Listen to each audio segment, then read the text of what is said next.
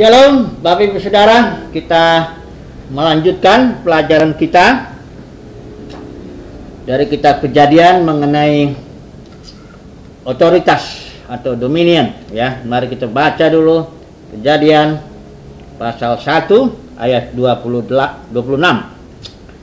Dan Elohim berfirman, marilah kita membuat manusia dalam citra kita, menurut rupa kita.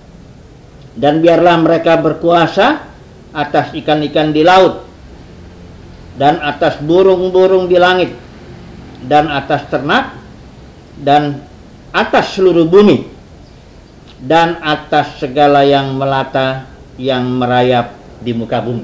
Dari ayat ini jelas Bapak Saudara bahwa rencana Tuhan agar manusia itu dikatakan di sini berkuasa atas seluruh bumi, atas segala yang merayap juga di muka bumi. Nah, sebelum kita berbicara lebih jauh lagi tentang otoritas, artinya manusia direncanakan berotoritas, kita harus bedakan dulu antara otoritas dengan kuasa, authority and power, karena ini bedanya cukup besar ini. Kalau saya beri contoh aja dulu begini, kalau orang naik truk, besar truknya, besar juga badannya orang yang naik truk itu. Saya itu ada polisi dengan pakaian polisi, kecil orangnya, kurus, tapi orang ini bisa bilang stop kepada truk yang besar itu, dan truk itu stop, turun orangnya. Pak polisi yang kurus ini bilang, mana SIM kamu? Orang itu dengan turut, dengan taat dia memberikan SIM ini. Kalau apapun yang dikatakan polisi ini sopir yang besar dengan truk yang besar, dia taat kepada Pak polisi ini. Mengapa, saudaraku? Karena Pak polisi ini punya otoritas, sudah diberikan otoritas. Pakaian itu simbol dari otoritasnya. Dia diberikan otoritas oleh pemerintah untuk mengatur lalu lintas, untuk mengatur setiap supir. Jadi otoritas itu membuat dia memiliki kemampuan untuk mengelola, mengatur, memerintah. Nah, demikian juga manusia direncanakan memiliki otoritas atas seluruh bumi, bahkan yang merayap di muka bumi. Nanti kita melihat segala iblis, roh jahat itu pun sebenarnya ditaklukkan, dikuasai, ya, diperintah oleh manusia. Nah, mari kita melihat dulu kitab Ibrani untuk membuktikan bahwa manusia direncanakan untuk berotoritas atas segala ciptaan Elohim. Mari kita buka dulu Ibrani pasal 2 ayat yang ke-6 dan yang ke-9. Saya akan bacakan untuk kita. Ibrani pasal 2 ayat 6 sampai 9. Demikian yang tertulis. Tetapi seseorang di suatu nas telah bersaksi sungguh-sungguh ketika berkata, apakah manusia sehingga engkau mengingatnya, atau anak manusia sehingga engkau memedulikan dia?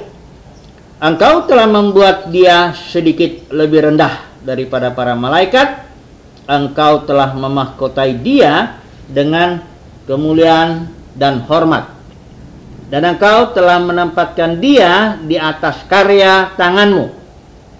Ayat yang ke-8, engkau telah menaklukkan segala sesuatu di bawah kakinya. Nah, ini kakinya, ini kaki manusia ya, saudaraku, karena ini konteksnya sedang bicara manusia. Terjemahan LAI, kakinya itu nyanya udah besar, seolah-olah itu kaki Yesus.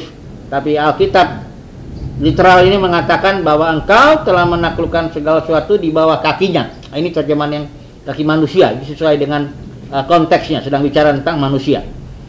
Sebab dalam menaklukkan segala sesuatu kepadanya, pada manusia, dia tidak membiarkan satu hal pun yang tidak takluk kepadanya, pada manusia. Tetapi sekarang, saat ini, kita belum melihat segala sesuatu yang telah ditaklukkan kepadanya, kepada manusia. Ayat 9, nah ini baru bicara tentang Yesus.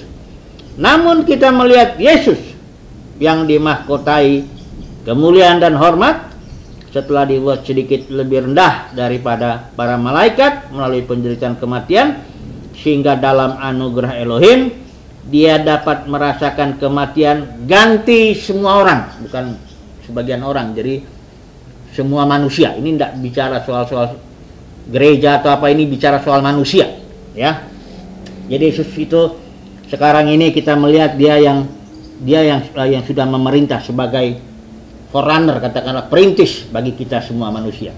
Nah, dari ayat ini jelas bahwa manusia direncanakan untuk berotoritas atas segala sesuatu. Tapi saat ini belum.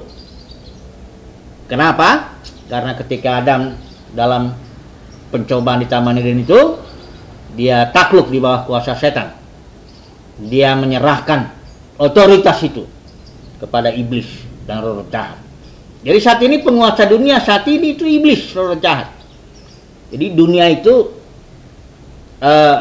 maksudnya di sini bukan langit, bumi, laut dan segala isinya, tapi dunia ini adalah sistem. Ya, kalau di kamus itu apa itu artinya sistem? Sistem itu adalah group of things that works together in a certain role. Artinya kelompok sesuatu, itu bisa ekonomi, politik, agama, budaya, apa segala sesuatu itu kelompok itu that works together, kerjanya dia bersama-sama saling terkait antara grup-grup ini in a certain role, artinya dengan aturan main tertentu. Nah, aturan main inilah yang diciptakan oleh setan, sehingga setan bekerja dalam dunia keagamaan, dunia politik, dunia ekonomi dan sebagainya, semuanya itu. Dan dikatakan prinsip-prinsip itu, aturan-aturan dunia itu tidak sama dengan aturan-aturan yang tertulis dalam firman Tuhan. Jadi kita mengatakan barang siapa mencintai dunia ini, dia menjadikan dirinya musuh daripada Elohim. Nah, saat ini penguasa dunia itu setan, ya. Nah, poin kedua dulu kita masuk langsung bahwa penguasa dunia ini setan. Ada ayatnya, mari kita baca Yohanes 12 ayat 31. Mari kita baca ini Yohanes 12 pasal 12 ya. Ayat yang ke 31. Demikian yang tertulis. Sekarang adalah penghakiman atas dunia ini. Sekarang penghulu dunia ini akan diusir keluar. Ini Yesus berbicara tentang iblis, penguasa dunia, yang ketika dia disalib itu, Yesus akan disalib sebentar ini, itu dunia ini disalib juga, penguasanya itu dihakimi, ya. Jadi kalau saudara tahu, yang disalib itu bukan cuma Yesus, tapi manusia lama kita juga, bahkan dunia, bahkan ciptaan yang lama itu turut ditumpas, dihakimi di kayu salib itu. Nah, jadi dikatakan di sini penguasa dunia, bahkan Efesus 6:12 juga mengatakan seluruh dunia ada di bawah kuasa si jahat. Nah, jadi sekarang penguasa dunia itu memang sudah dihakimi. Yesus sudah menang.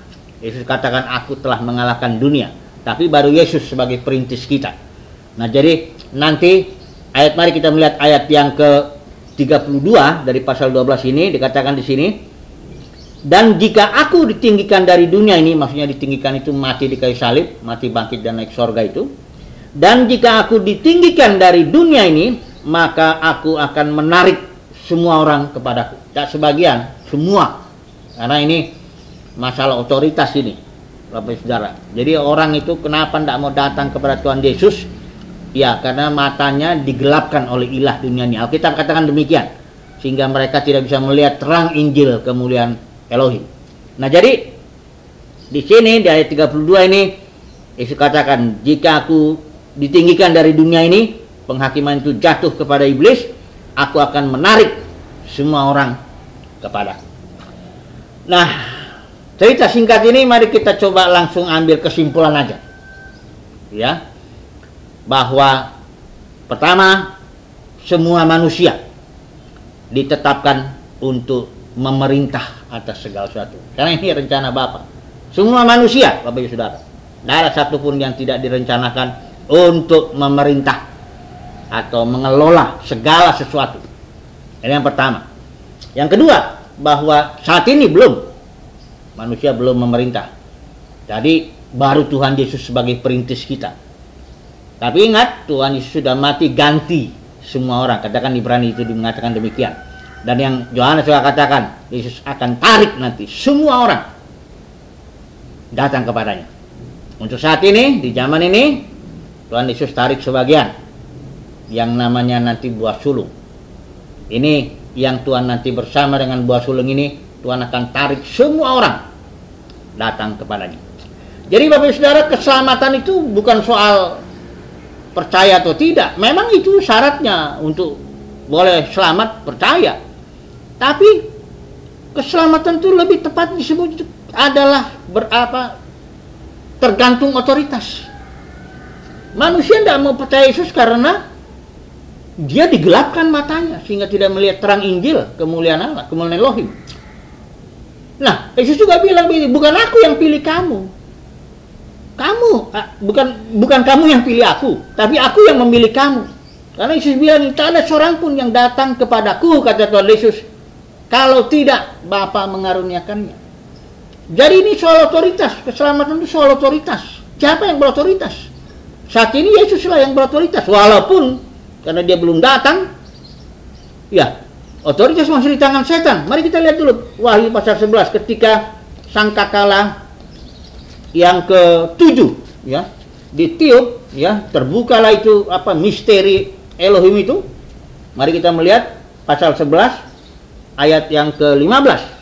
Dan malaikat yang ke-7 meniup sangkakala, dan terjadilah suara-suara yang nyaring di dalam surga yang berkata, kerajaan-kerajaan di dunia ini menjadi milik Tuhan kita dan yang diurapinya, artinya gereja, buah sulung, dan dia akan memerintah sampai berjaman-jaman. Jadi ketika Tuhan Yesus, ketika sangkakala ke-7, ketika Tuhan Yesus datang, disitulah pemerintahan dunia ini yang tadinya di tangan setan, karena penguasa dunia ini adalah setan saat ini, itu diambil menjadi milik Tuhan dan gerejanya.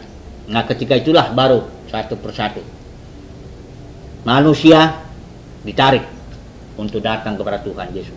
Siap lutut, setiap itu dikatakan, artinya semua tak peduli pemimpin siapa, pemimpin agama manapun, setiap lutut nanti dia akan bertelut, lidahnya mengaku Yesus itu adalah Tuhan. Artinya kurios, penguasa tunggal. Bahwa Yesus ini sekarang dialah yang sudah mengalahkan dunia. Jadi keselamatan sekali lagi adalah soal otoritas, bukan soal mau percaya tidak percaya. Kalau orang itu ditarik oleh Tuhan Yesus, tidak bisa lagi dia melawannya. Ya, kalau Calvin bilangnya irresistible grace, kasih karunia itu tidak bisa ditolak, tidak bisa dilawan. Kalau Tuhan sudah pilih kita, sudah pilih manusia, si A, si B, si C, dia pasti akan datang kepada Tuhan. Dan kalau Tuhan belum pilih dia di zaman ini, karena di zaman ini Tuhan hanya pilih sebagian aja sebagai buah sulung. Nah, kalau Tuhan tidak pilih dia tidak bisa datang, karena Yesus jelas katakan, tiada seorang pun yang dapat datang kepadaku kalau Bapa tidak mengaruniakan kasih karunia kepadanya. Jadi, sekali lagi simpulan ini, keselamatan adalah soal otoritas, bukan soal percaya atau tidak percaya. Itu memang jalurnya, tetapi siapa yang berotoritas di sini sekarang? Nah, puji Tuhan, Bapak Ibu Saudara, bahwa manusia, semua manusia nantinya akan memerintah, mengelola, ya, alam semesta ini, bahkan segala iblis, roh jahat, penguasa dunia ini yang tadinya sekarang ini, nanti kita akan taklukkan, ya. Istilah Ibrani di kitab Kejadian itu kabas, itu artinya menginjak, menaklukkan, berkuasa, ya, atas segala sesuatu. Puji Tuhan, saat ini Tuhan di zaman ini Tuhan panggil sebagian. Puji Tuhan, saudara dan saya termasuk yang dipanggil di zaman ini untuk dibentuk, diproses agar bisa memerintah di zaman-zaman berikut sampai nanti Bapa menjadi semua, sampai setiap lutut bertelut di dalam mengaku Yesus adalah Tuhan. Haleluya. Amin.